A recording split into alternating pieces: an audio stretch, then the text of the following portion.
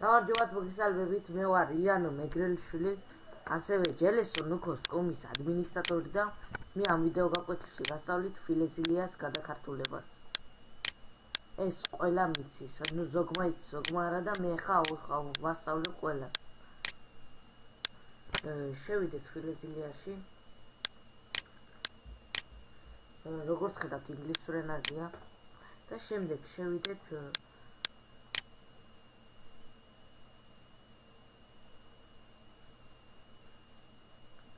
შემდეგ შევიდეთ edit. შემდეგ შევიდეთ setting.